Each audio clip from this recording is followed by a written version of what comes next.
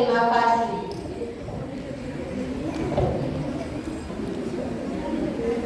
Bapak dan saudaraku yang mulia, sebentar lagi kita akan mendengarkan hikmah maulid. Tapi saya harapkan jangan lupa subscribe, like, dan share. Warahmatullahi wabarakatuh.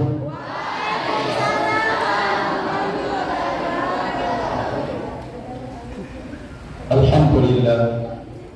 Alhamdulillahi man tawassala ilaihi bisidqi niyatin kafara wa man taqarraba ilaihi bi khalisi niyatin ajaba wa labba.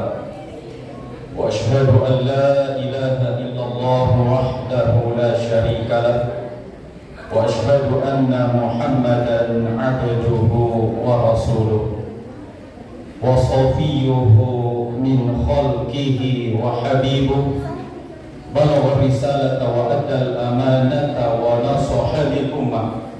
Allahumma shalli wa sallim ala sayyidina Muhammad wa ala alihi wa sahbihi ajma'in wa ba'd. Bapak-bapak, ibu-ibu, anak-anak sekalian yang dirahmati oleh Allah Subhanahu wa taala. Alangkah berbahagianya pada pagi hari ini kita berkumpul bersama, ada dari pihak pemerintah setempat, pemerintah Kabupaten Goa, dalam hal ini diwakili bagian dari Kementerian Agama Kabupaten Goa, ada juga mungkin Pak Camat, Pak RW, Pak Lurah, Pak RW RT. Begitu pula hadir di tengah-tengah kita ulama, pemikir, pendidik, ada Dewan Yayasan, guru kami Andre Guruta, Profesor Dr. Kiai Haji Abdul Rahim Arsyad Abdul Rahim Yunus MA. Beberapa Dewan Yayasan juga hadir. Begitu pula pembina dan guru-guru yang seragam dengan jilbab coklatnya. Nah, anak-anakku sekalian juga mudah-mudahan dapat mencontoh kepribadian Rasulullah Sallallahu Alaihi Wasallam. Puji syukur kehadirat Allah Subhanahu Wa Taala merupakan kata pengakuan terhadap berbagai macam nikmat yang telah diberikan untuk kita semua. Oleh karena itu, ketika manusia senantiasa bersyukur, memuji kepada Allah Subhanahu Wa Taala, Allah akan menjawab setiap pujian itu dengan limpahan rahmat, nikmat yang tak terhingga darinya. Oleh karena itu, Ali radhiyallahu anhu berpesan, "Inna ni'mata mausulatun bisyukri." Sesungguhnya nikmat Allah Subhanahu wa taala itu erat kaitannya dengan rasa syukur. Wa syukru muta'alliqun bil mazidi. Begitu pula syukur itu senantiasa terpaut, terikat akan tambahan nikmat dari Allah Subhanahu wa taala. Wala yanqati al-mazidu min Allah Subhanahu wa taala hatta yanqati asyukru min al-'abdi. Tambahan nikmat dari Allah Subhanahu wa taala itu tidak akan terhenti, tidak akan terputus selama hamba itu senantiasa memuji, bersyukur kepada Allah Subhanahu wa taala. Salawat dan taslim tak lupa kita aturkan kepada baginda Rasulullah sallallahu alaihi wasallam, di mana pada pagi hari ini kita memperingati kelahiran beliau sebagai wujud dari rasa cinta kita kepadanya. Berbagai macam cara umat Rasulullah sallallahu alaihi wasallam menampilkan atau mengekspresikan rasa cintanya kepada beliau. Ada yang menjaga sunnah-sunnahnya, ada yang memperingati hari kelahirannya, bahkan ada yang mengunjungi Madinahnya, rela mengorbankan waktu, kesempatan, harta untuk menginjakkan kaki sholat di dalam Raudhah Al-Musyarrafah. Ya, semua orang menginginkan ke sana. Mudah-mudahan orang yang hadir di tempat ini hadir memperingati Maulid Rasulullah SAW sebagai wujud dari rasa cinta tersebut, semuanya diundang hadir sholat di Masjid Nabawi, Masjid Rasulullah SAW. Kita berdoa di tempat yang mustajab. Setelah itu kita melambaikan tangan mengucapkan salam kepada Rasulullah SAW. Di dalam Al-Quran, Allah Subhanahu wa Ta'ala memberikan keistimewaan kepada Rasulullah. Wa ma kana Allahu liyu'adzibahu wa anta fihim. Allah Subhanahu wa Ta'ala tidak akan menurunkan azab atau hukuman terhadap suatu kaum ketika Rasulullah berada di tengah-tengah mereka. Menjadi pertanyaan sekarang ini, apakah Rasulullah masih hadir di tengah-tengah kita secara fisik, secara jasmania? Hal itu tentunya sudah tidak ada, karena Rasulullah sudah kembali kepada Allah Subhanahu wa Ta'ala.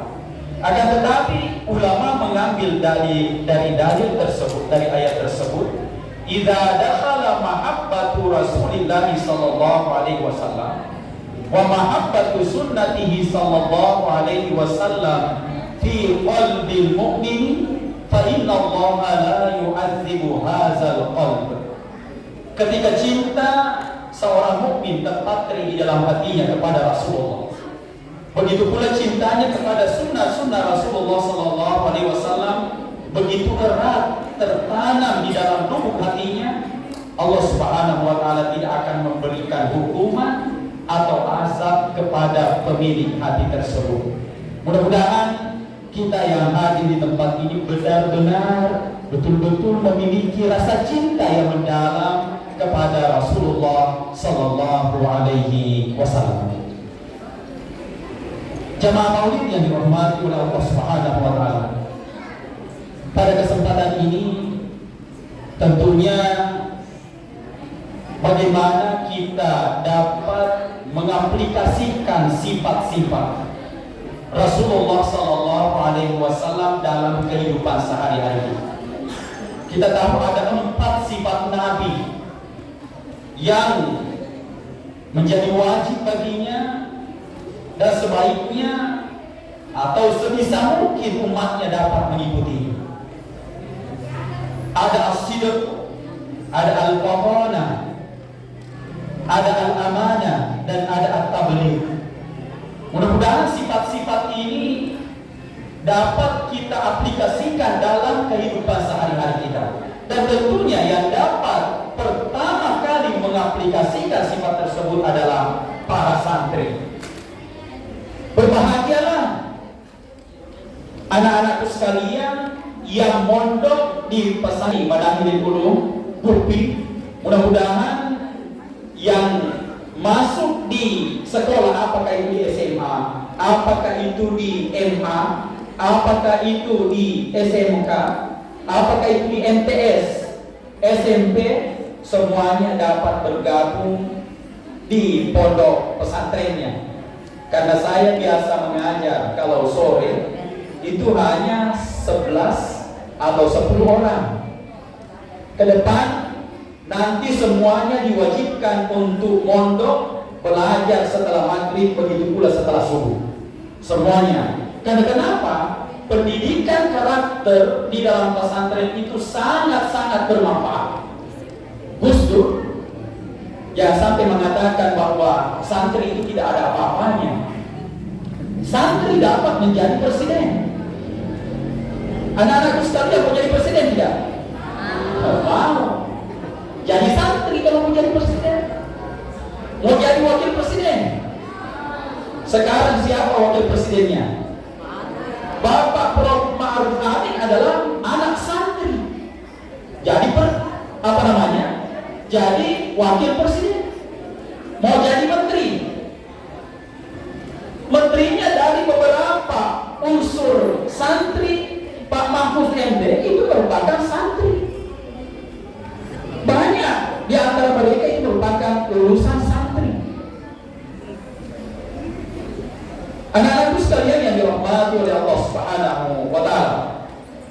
karena itu di dalam pesantren kita dididik 4 hal.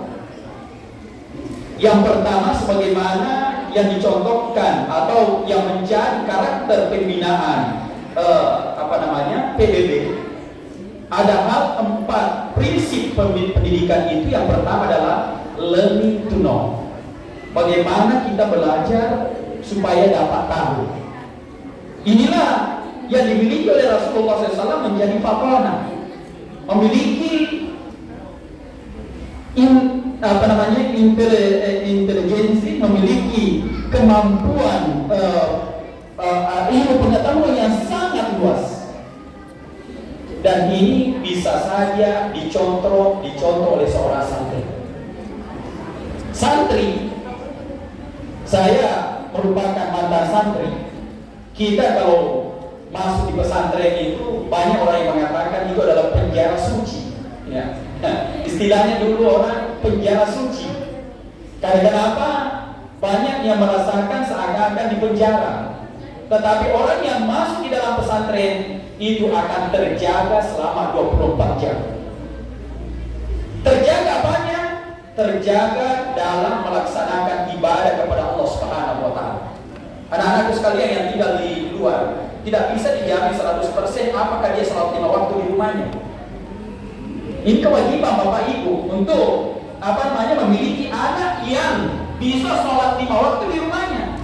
Tapi kalau kita memasukkan anak kita di pesantren, otomatis dia akan sholat 5 waktu di dalam pesantren. Karena kenapa? Setiap Pak Ustaz Sabte, ada Pak Ustaz Agus sih biasa gedor-gedoi pintunya anak-anak di sini. Bangun. Saya waktu mondok juga, kalau ada anak-anak yang berdiri di bawah tiang bendera kalau pagi-pagi, jelas itu tidak sholat subuh. Kalau di sini anak-anakku sekalian pernah ditegur oleh orang tuanya, kenapa tidak sholat subuh? Apa ada yang kontrol sholat duhurnya, sholat asarnya, sholat maghribnya, sholat isyanya? Tidak ada. Tetapi ketika Anda masuk di dalam pesantren, insya Allah disitulah jalan untuk bagaimana kita dapat menjaga ibadah kepada Allah Subhanahu wa taala. Tentunya untuk menjaga ibadah kepada Allah Subhanahu wa taala, hal yang berkaitan dengan ibadah itu ada di dalam pendidikan pesantren. Kita belajar untuk apa? Mengetahui ibadah-ibadah, cara sholat, cara puasa, cara zakat, cara haji, cara beradaptasi. Disinilah kita gembleng, disinilah kita diajar di dalam pesantren. Oleh karena itu merugilah orang yang tidak ingin masuk di dalam pesantren. Sebagaimana dikatakan tadi oleh guru kita semua, Bapak Prof, bahwa semua orang ingin masuk pesantren. Beliau juga ingin sekali masuk pesantren, akan tetapi di tempatnya pada saat itu belum ada pesantren. Kita sekarang ini di mana-mana ada pesantren, terutama di Goa ini, di Gubin ini adalah kawasan. Boleh kita lihat kawasannya sangat strategis, ada kampus yang dekat, perumahan yang dekat, di mana-mana fasilitas sangat dekat. Oleh karena itu Bapak Ibu, mari kita menjaga kebersamaan, memasukkan anak-anak kita ke dalam pesantren. Begitu pula anak-anakku sekalian, jangan hanya mengatakan bahwa saya cukuplah masuk di SMA, saya cukup masuk di MA, tetapi tidak pernah masuk mondok di dalam pesantren. Di pesantren ini bukan saja ilmu agama yang kita dapatkan, ada karakter kepribadian, ada pendidikan pendidikan umum yang kita dapatkan. Bukan saja pendidikan agama, tetapi juga tidak melupakan pendidikan umum. Kemudian yang kedua, di pesantren ini tentunya ada learning to be. Bagaimana kita belajar untuk mengenal kepribadian kita. Anak-anakku sekalian, waktu saya mendaftar dosen di UIN Alumni Makassar, pada waktu itu jangan sampai mengatakan bahwa anak pesantren itu terbatas pengetahuannya. Ya memang terbatas kalau kita mengatakan terbatas. Kalau kita mau tes PNS 2018, saya tes PNS, itu ada istilah chat, ya, tes kucing, karena tulisannya chat, tes kucing namanya. Karena kenapa? Ya, harus kita tahu matematika, harus kita tahu pendidikan wawasan kebangsaan, harus juga memiliki kepribadian. Ada 3 tes yang kita harus lewati. Ada tes bahasa Indonesia, IPS-nya dan sebagainya. Saya dari Mesir tidak pernah belajar IPS, tidak pernah belajar matematika, tidak pernah belajar itu wawasan kebangsaan. Ada sih pengetahuan tentang wawasan kebangsaan yang kita bawa waktu di pesantren, tetapi itu masih minim. Waktu tes, alhamdulillah, ketika saya tes matematik dapat Y pangkat 2, X sama dengan X pangkat. Saya bilang, apa pertanyaannya ini? Tidak ada. Kalau 1 tambah 1 saya bisa jawab. 2 tambah 2 saya bisa jawab. Ini X kurang Y sama dengan 0. Kenapa? Begini terus diajarkan. Apa ini gunanya ini dipelajari? Tapi karena ada modal pesantren itu adalah salawat, baca bismillah, jawab, alhamdulillah, lolos ternyata. Itu ada berkah tersendiri belajar di pesantren. Mungkin saya tidak memiliki pengetahuan umum yang luas, tetapi karena ada doa yang menggiring untuk masuk di dalam pertanyaan tersebut, untuk membenarkan pertanyaan tersebut, alhamdulillah saya lolos. Kemudian yang kedua, setelah lolos saya bertanya, masih ada tes setelah tulis tes chat ini? Ternyata masih ada tes cara mengajar. Bagaimana kita bisa teaching ini, bagaimana kita bisa mengajar di hadapan umum. Kalau begitu gampang. Karena kenapa? Waktu saya jadi pesantren, masih pesantren pernah diajar berdakwah, naik di mimbar, naik bicara di hadapan umum. Mudah bagi orang pesantren. Kalau orang yang tidak pernah pesantren, coba diminta untuk naik di atas mimbar, dorong-dorong Pak. Tidak ada yang berani. Anak-anakku sekalian, kalau diminta naik di atas sini, baru naik 1 kakinya sudah gemetar. Naik 2 kakinya lari ke depan. Karena kenapa? Tidak ada kepribadian, tidak ada keberanian yang dia miliki ketika dia sekolah pada saat itu. Tetapi kita di dalam pesantren kita sudah ditempa, kita sudah dibina bagaimana bisa tampil sebaik mungkin di hadapan umum, di depan orang banyak. Bagaimana kita bisa berbicara di hadapan orang umum. Dan terlebih khusus lagi, orang-orang pesantren itu memiliki problem solving, dapat mengatasi masalahnya sendiri. Bayangkan kalau kita tinggal di pesantren itu tidak ada yang tidak ada orang tua kita. Beda kalau di rumah. Anak-anak rumahan sekarang ibu bapak ibu banyak yang dia ika itu tali sepatunya tidak ada tahu juga ika tali sepatunya. Karena kenapa? Keluar dari rumahnya diikatkan sama mamanya. Kalau bukan mamanya yang ikatkan nih pembantunya. Begitu sih. Siapa yang mandi? Mamanya yang mandi. Sudah SMP masih dimandi sama mamanya. Nah, ini di belakang masih ada yang mandi sama mamanya di SMP. Masih ada yang disuap. Jangan sampai ya mengatakan tidak kalau pernah disuap sama orang tua. Pernah disuap. Yang penting sudah tidak dicewok sama orang tuanya. Bagi anak-anak sekalian, di pesantren ini kita diajarkan bagaimana dapat menyelesaikan masalah kita sendiri. Ya, memiliki problem solving, dan inilah sebaiknya di dalam pembelajaran yang ada itu bagaimana kita mengajarkan anak-anak itu dapat mengatasi masalahnya sendiri. Sebelum dia melapor ke orang tuanya, selesaikan dulu. Tanya sedikit-sedikit kalkulasi orang tuanya. Ma, tidak bilang Indomie. Ada kemarin anak-anak di sini yang tinggalkan pesantren karena selalu hilang Indominya. Sedikit-sedikit datang posisi orang tuanya, ma, hilang sendalku. Ma, hilang piringku, dan semuanya dalam bersama-sama orang tuanya. Kita dulu ribuan santri, memang sendal itu adalah milik berjamaah. Karena milik berjamaah, saya biasa itu tulis itu sendal Jepang itu, sendal sipit itu, saya tulis namaku. Ternyata tetap hilang. Bagaimana ini caranya? Jadi saya akali, kalau masuk di masjid saya simpan sebelah di sana, simpan sebelah di sana, kanan di sebelah, kiri di sebelah. Ternyata hilang semua. Tidak ada lagi yang tinggal. Ternyata hilang semua. Bapak Ibu yang dirahmati oleh Allah Subhanahu wa taala, inilah keunikan kepribadian yang dapat kita peroleh di dalam pesantren. Dan hal ini dimiliki oleh Rasulullah SAW.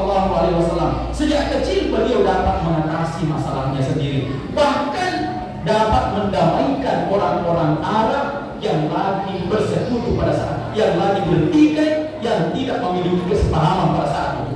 Kita lihat bagaimana ketika ada perbedaan antara Aus dan Khazraj dan kabilah-kabilah yang lain dalam meletakkan Hajar Aswad, semuanya berselisih. Saya lebih berhak. Ini yang mengatakan saya lebih berhak. Yang satunya lagi. Akhirnya Nabi mengambil jubahnya lalu mengangkat Hajar Aswad. Mari bersama-sama kita letakkan Hajar Aswad ini di tempatnya. Inilah karakter yang dimiliki oleh Rasulullah SAW dalam menyelesaikan masalah tanpa bergantung kepada orang tua kita. Oleh karena itu orang Arab mengatakan laisal fata man qala abi, bukanlah seorang pemuda yang senantiasa mengatakan bapakku, nenekku, apalagi kalau bapaknya camat, bapaknya kepala desa, bapaknya dosen, bapaknya guru, bapaknya ini dan sebagainya. Sedikit-sedikit saya telepon ke bapak. Tetapi walakinnal fata man qala ha'ana. Akan tetapi seorang pemuda itu adalah yang mengatakan saya adalah diri saya sendiri.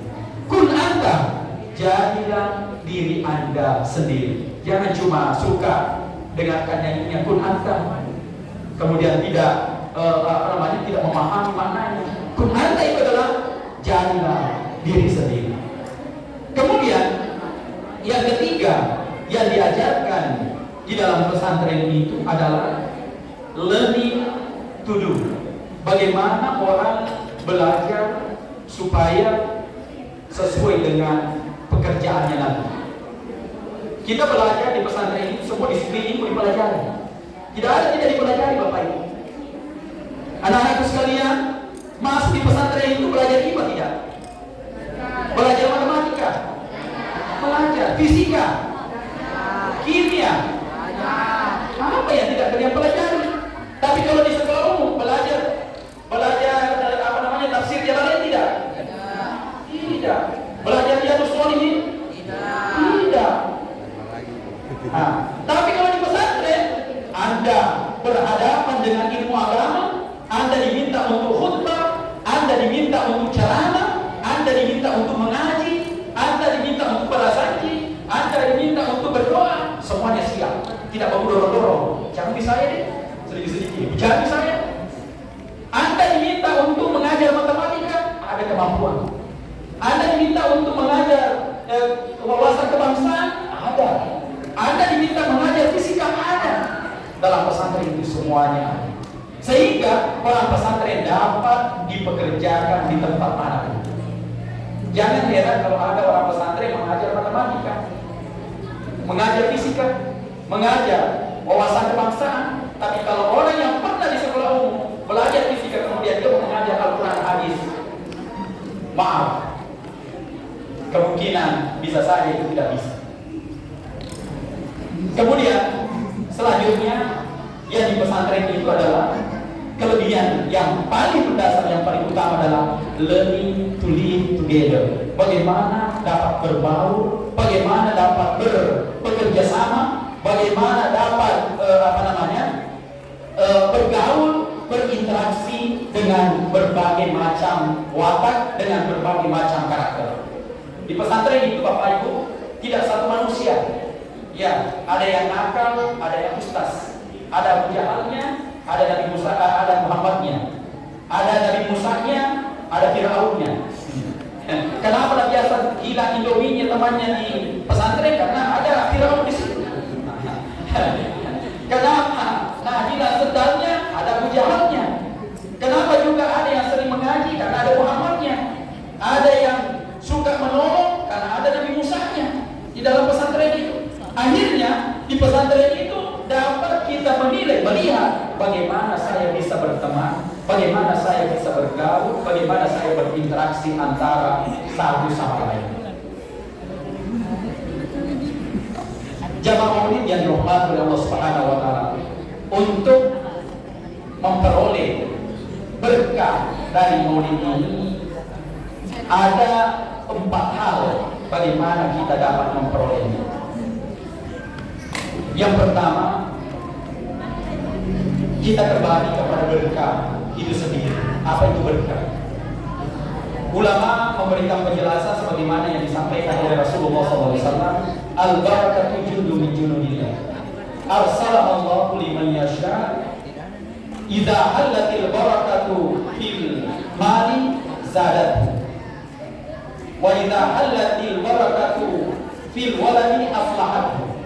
Wa idza hallatil barakatu fil badani qawwatu. Wa idza hallatil barakatu fil qalbi as'adatu. Memperingati Maulid Rasulullah SAW merupakan salah satu jalan untuk memperoleh, mendapatkan berkah dari Allah Subhanahu wa taala. Apa itu berkah? Berkah merupakan pemberian atau utusan dari Allah Subhanahu wa taala. Apabila berkah itu ada di dalam harta kita, zadatu, harta itu akan bertambah, bukan saja bertambah dari segi kuantitas, tetapi kualitasnya juga bertambah. Banyak manfaatnya. Wa idza hallatil barakatu fil waladi aslahat. Ketika berkah ada pada anak-anak kita, keluarga kita itu akan semakin akur, semakin bahagia, semakin saling memahami. Wa idza hallatil barakatu fil badani qawwatu. Dan ketika berkah itu ada di dalam badan kita, dalam fisik kita, jasmani kita, maka kita akan semakin kuat. Bukan saja kuat dalam bekerja, tetapi kuat beribadah kepada Allah Subhanahu wa taala. Dan yang paling penting adalah wa idza hallatil barakatu fil qalbi as'adatu. Ketika berkah itu ada di dalam hati kita, maka kita akan senantiasa bahagia, maka kita akan senantiasa merasa tenang, merasa dalam kebahagiaan bersama dengan Allah Subhanahu wa taala di bawah bimbingan Rasulullah sallallahu alaihi wasallam.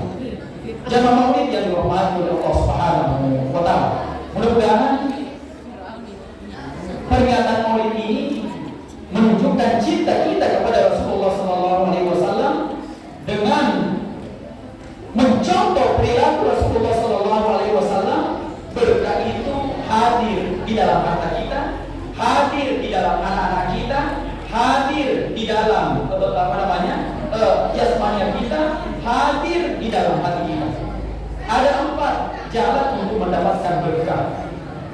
Ketika kita kembali kepada Al-Quran, begitu pula sunnah Rasulullah SAW. Yang pertama, berkah dapat kita peroleh melalui takwa. Walau anna ahlal qura amanu wattaqau lafatahna 'alaihim barakatim minas samai wal ardh. Jika sekiranya suatu kampung, satu wilayah memelihara rasa takwanya, maka Allah Subhanahu wa taala lafatahna 'alaihim barakatim minas samai, akan terbuka berkah dari langit. Begitu pula Allah akan memunculkan berkahnya dari langit. Bagaimana berkah itu dapat kita peroleh? Hal ini, takwa itu ada di dalam diri kita. Hal ini dijelaskan lagi oleh Rasulullah SAW. La yazalu 'abdi yataqarrabu ilayya bin nawafil hatta uhibbahu. Hambaku senantiasa mendekatkan diri kepadaku sampai saya mencintainya. Hatta uhibbahu. Di sini Allah Subhanahu wa taala menggantungkan cintanya kepada orang-orang yang senantiasa menjaga sunnah-sunnah Rasulullah sallallahu alaihi wasallam. Dan ini yang disampaikan oleh Rasulullah SAW. Man ahabbani kana ma'i fil jannah. Barang siapa yang mencintaiku, dalam surganya Allah Subhanahu wa Ta'ala. Kita lihat, fa idza ahbabtuhu kuntu alladhi sam'ahu alladhi yasma'u bihi wa basarahu alladhi yubsiru bihi wa yadahu allati yabtishu biha wa rijlahu allati yamshi biha. Kata Allah di akhir hadis kursinya itu, fa idza sa'alani la'u'tiyannahu wa idza sta'azani la'u'izannahu. Inilah orang yang mendapatkan mahabbah dari Allah Subhanahu wa Ta'ala dengan menjaga sunnah-sunnah Rasulullah sallallahu alaihi wasallam. Dialah orang yang akan mendapatkan cinta dari Allah. Melalui cinta itu, apapun yang dia minta akan diberikan oleh Allah Subhanahu wa Ta'ala. Wa idza sta'adzani, dan apabila dia memohon perlindungan kepadaku, niscaya saya akan melindunginya. Di dalam pesantren Bapak Ibu, disinilah kita termasuk orang yang senantiasa menjaga sunnah-sunnah Rasulullah sallallahu alaihi wasallam. Salat qabliyah dan ba'diyah itu tidak pernah ketinggalan. Salat duhanya, salat syuruknya, waktu pertama-tama itu salat syuruknya mungkin sampai sekarang masih dijaga salat syuruknya. Salat duha, apalagi salat duhanya. Anak-anakku yang tinggal di rumah pernah salat duha? Yang setiap hari angkat tangannya.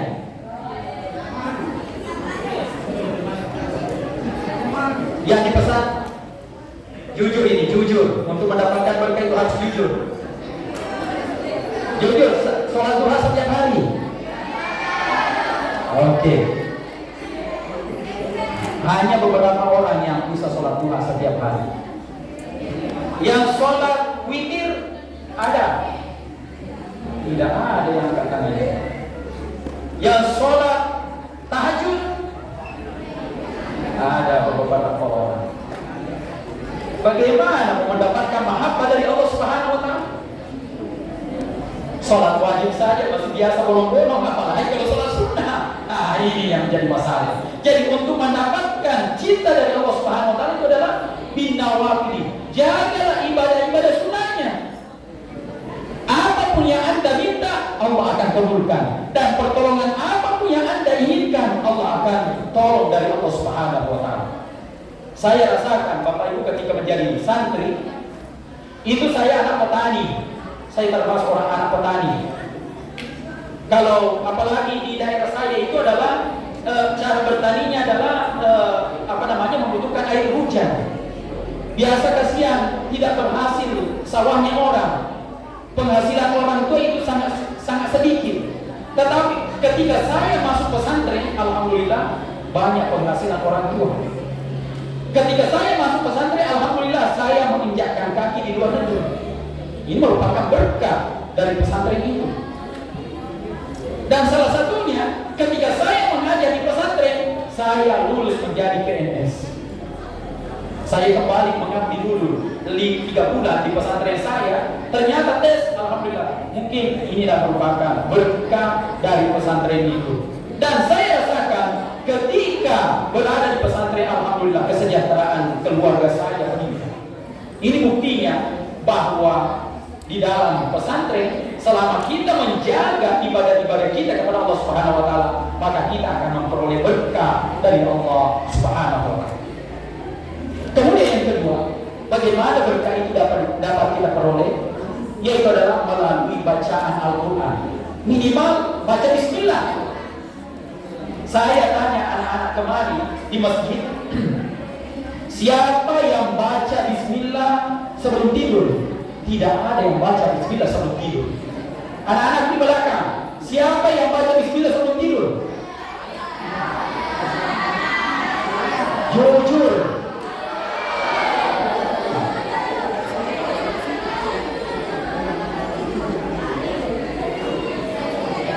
Siapa yang membaca ayatul kursi sebelum tidur?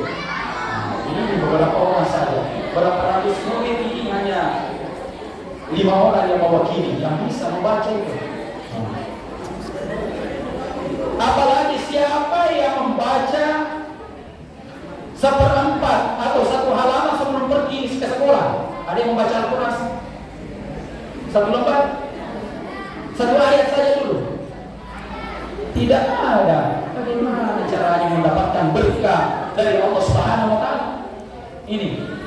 Untuk mendapatkan berkah, mulailah segala aktivitas, mulailah segala tingkah laku kita dengan membaca bismillah. Maka saja diminta untuk Rasulullah membaca bismillah. Apalagi kalau mau belajar, baca bismillah. Oleh karena itu, Imam Zamakhsyari ketika memberikan pertanyaan di dalam Al-Kasyaf yang mengatakan, apa hikmah? Mal hikmatu? Dimana pada Allah Subhanahu wa taala kitabahu bismillahirrahmanirrahim? Apa hikmah kenapa Allah Subhanahu wa taala memulai Al-Qur'annya, kitab sucinya dengan bismillahirrahmanirrahim? Salah satunya itu dalam ditabarruki, ada berkah dari Allah Subhanahu wa taala.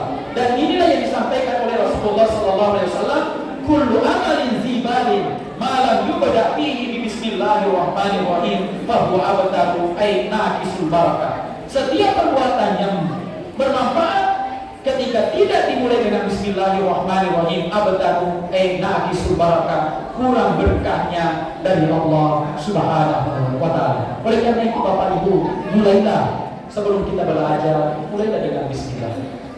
Usahakan di dalam kelas sebelum kita mengajar, mulailah dengan membaca surah Al-Fatihah. Minimal itu, mulai dengan membaca surah Al-Fatihah. Supaya apa? Ada berkah di dalam anak-anak kita. Ada berkah dalam ilmu pengetahuan yang dimiliki oleh anak-anak kita.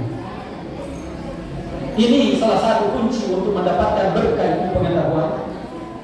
Coba, ya, pernahkah kita mendoakan anak kita? Anak saya tanya ibu-ibu guru, pernah doakan anaknya sendiri kalau malam dalam sholat setiap waktu? Ya, setiap waktu. Pernah berdoa sama bapaknya? Doa bersama? Mendoakan anaknya?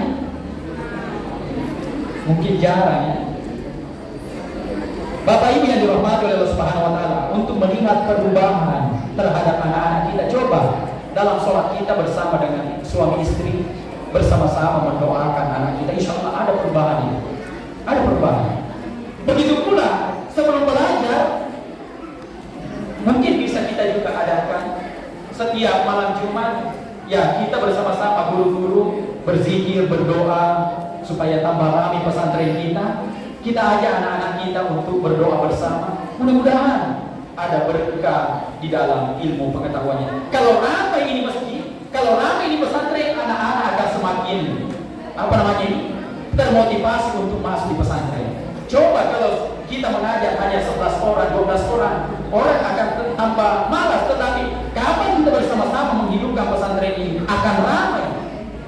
Tetapi tergantung dari kita semua, semangat kita semua. Bapak Ibu yang dirahmati oleh Allah Subhanahu wa taala, itulah cara untuk memperoleh berkah dari Allah Subhanahu wa taala. Kemudian yang ketiga, bagaimana kita berkah itu dapat kita peroleh? Berkah itu dapat kita peroleh melalui kejujuran. Melalui kejujuran. Nabi memberikan penjelasan di dalam hadisnya, mencontohkan dalam hal jual beli dalam kitab Jawahirul Bukhari. Dikatakan al-bayyi'ani bil khiyari ma lam yatafarraqa. Dua orang yang melakukan jual beli sebelum berpisah memiliki pilihan, apakah dia melanjutkan jual belinya atau membatalkan. Idza sadaqa burika lahuma fi baitihima. Apabila keduanya jujur, maka akan diberikan berkah dari Allah Subhanahu wa taala. Wa idza kadhiba wa katama muhikat barakatu baitihima. Apabila dia berdusta, menutupi sesuatu yang tidak baik, maka dihilangkan berkah dari jual beli tersebut. Ini merupakan contoh. Kapan ada kejujuran di dalam diri kita, maka disitulah ada berkah dari Allah Subhanahu wa taala. Anak-anak kita ketika diajar menjadi orang-orang yang jujur sejak dini di sekolah, maka ada berkah di dalam kehidupannya.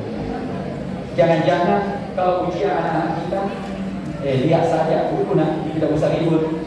Ini mengajarkan dari dulu sudah tidak ada kejujuran ditanamkan di dalam anak-anak kita. Sampai SMA nanti, sampai tua masih. Saya waktu sekolah di Mesir, kalau ada yang berani mencontek atau melihat jawabannya temannya, baru bergerak sedikit sudah ditegur. Hazar, hati-hati. Teguran pertama. Menoleh ke kanan kedua kali, langsung mengatakan itulah barah, keluar. Tidak ada dispensasi. Tidak ada istilahnya ini berapa kali hadir ini, oh ini akan dirajin ini 15 kali hadir, kasih nilai 80 anaknya hadir. Di sana kalau Anda tidak mengikuti ujian, tidak lolos, Anda tidak lolos. Hilang Anda, tidak lulus. Saya rasakan. Makanya kalau kita mau ujian itu 3 malam, 3 hari itu tidak tidur. Karena kenapa? Ujian itu cuma 2 kali dalam 1 minggu. Dan diktat kuliahnya itu harus dihafal. Kapan Anda tidak hafal, Anda tidak bisa menjawab. Kapan tidak bisa menjawab, Anda tidak lulus. Itu saja. Kalau kita di sini, ada semua mencoret-coretnya di pahanya. Saya tanya belakang ini, ada yang pernah coret-coret di pahanya? Di sini ada. Di sini tanyanya ada. Berkah dapat kita peroleh melalui kejujuran. Ingat anak-anakku sekalian, berkah dapat kita peroleh melalui kejujuran. Kalau Anda jujur dalam belajar, kalau Anda jujur dalam memperoleh ilmu pengetahuan, maka ada berkah tersendiri dari Allah Subhanahu wa taala. Anda tidak mencari pekerjaan setelah Anda pun selesai kuliah, setelah Anda selesai sekolah, tetapi pekerjaan yang akan mencari Anda. Dimanapun Anda berada pasti akan laku. Karena kenapa? Ada berkah di dalam ilmu Anda, ada berkah di dalam diri Anda, ada berkah ketika Anda belajar. Tanamkanlah itu kejujuran di dalam hati kita.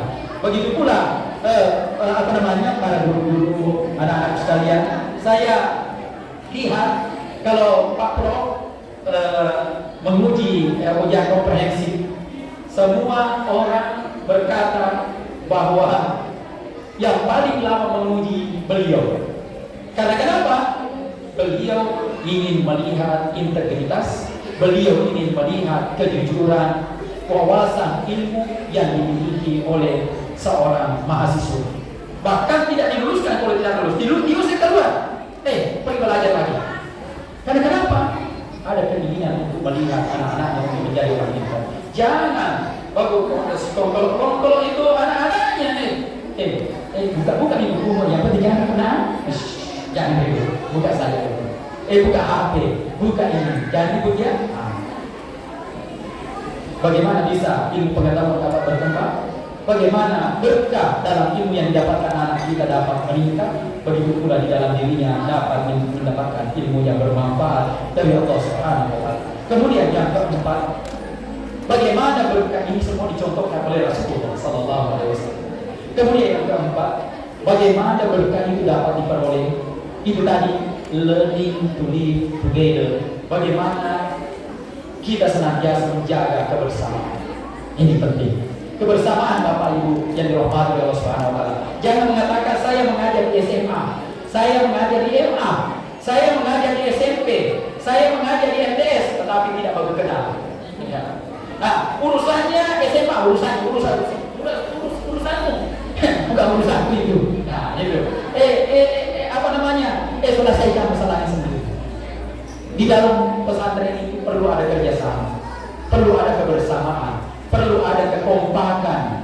Karena di dalam kebersamaan, dalam kekompakan itu ada berkah dari Allah Subhanahu wa taala. Fa inna fil jama'ati barakah. Dan itulah yang ditegaskan oleh Nabi sallallahu alaihi wasallam, dalam kebersamaan, dalam kekompakan, di situ ada berkah dari Allah Subhanahu wa taala. Kita lihat dulu di kampung saya itu kalau menanam padi selalu berkundang orang, ya, berkundang. Mapuluan namanya bahasa Bugisnya. Ya, saya orang Bugis. Tidak tahu apa bahasa Makassar. Kalau Makassar biasa juga berkundang-kundang ya. Kalau tanam padi. Dulu saya begitu di kampung saya itu. Kita undang satu kampung turun di sawah menanam 1 hektar. Sebentar itu selesai 1 hektar. Karena kenapa? Ada kebersamaan. Coba kalau bapak saja sendiri tanam itu 1 hektar, berapa lama itu baru selesai? Begitu pula angkat rumah. Angkat rumah itu biasa sekali di kampung itu Bapak Ibu. Angkat rumah kalau ada rumah mau dipindahkan, tapi sekarang di jalan kan rumah batu semua. Tinggal macor bersama biasa. Itu angkat rumah, satu kampung itu datang pindahkan rumah. Coba ya kalau pemilik rumah sendiri mau angkat itu rumahnya, satu saja tiangnya susah dinaikkan. Tetapi karena ada kebersamaan, ada berkah dari Allah Subhanahu wa Ta'ala. Maulid ini tidak akan terselenggara dengan baik kalau tidak ada kebersamaan. Saya lihat di situ ada OSIS, ada OSIS MTS, ada semua kuenya, ada semua telurnya, ada semua bayaunya, ada semua model-modelnya di situ. Kebersamaan, ada kebersamaan. Karena kebersamaan itu ada berkah dari Allah Subhanahu wa Ta'ala. Contohnya, Nabi memberikan penjelasan terhadap kebersamaan ini. Ketika orang makan bersama di dalam satu keluarga, ya, ketika satu keluarga makan bersama, ada mamanya, ada bapaknya, ada anak-anaknya makan dalam satu keluarga, makanan sedikit itu akan cukup. Karena ada kebersamaan. Coba karena satu ekor ikan di situ makan 5 orang tidak cukup. Kalau makan sendiri-sendiri, satu orang itu sudah habis itu satu ekor ikan. Tapi kalau kita makan bersama itu cukup untuk 5 orang. Karena kenapa? Itu tadi ada berkah dari Allah Subhanahu wa Ta'ala ketika kita menjaga kekompakan, ketika kita menjaga kebersamaan. Oleh karena itu, untuk memakmurkan, untuk menghidupkan kembali pesantren yang terbesar dulu, pernah adalah salah satunya adalah Gupi terbesar di Goa. Ada samanya dulu di Kabalangan, di Pinran. Itu juga sebenarnya adalah Gupi dulu. Manahil dulu, Dede Kabalangan. Dede Kabalangan itu adalah Gupi. Cuma grup tak kiai yang pulang-pulang mampu data itu meminta kepada pemerintah daerah untuk merubah menjadi Dede. Makanya sama-sama namanya Manahil dulu. Jadi Kabalangan juga adalah Manahil dulu. Di sini juga. Cuma salah ada kekeliruan dalam pengucap Manahil dulu di sini. Kalau di di Pinran itu namanya Manahil dulu. Jadi itu adalah bukti. Semuanya merupakan pesantren terbesar. Lulusan Kabalangan dulu itu semuanya ke luar negeri, ke ke Mesir, ke Madinah. Bukti itu juga kayaknya waktu besar juga mana-mana juga lulusan. Karena kenapa?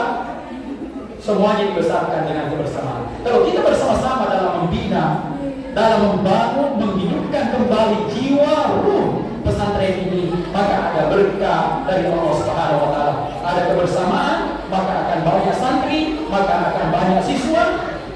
Jaga kebersamaan itu, mudah-mudahan berkah Allah Subhanahu wa Ta'ala senantiasa ada dalam kehidupan kita. Bapak Ibu yang dirahmati oleh Allah Subhanahu wa Ta'ala, mungkin inilah yang bisa saya sampaikan.